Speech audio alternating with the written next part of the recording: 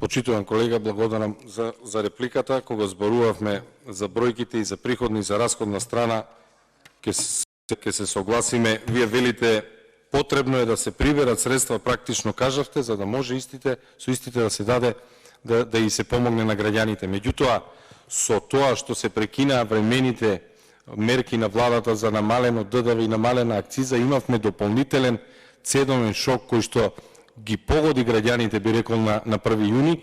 Граѓаните сега живеат се потешко затоа што со цените тешко дека ќе можете и ќе успеете да ги вратите назад. Инфлацијата е еднонасочна улица, таа кога еднаш ќе имаме пораст на цените, тешко се враќаат назад.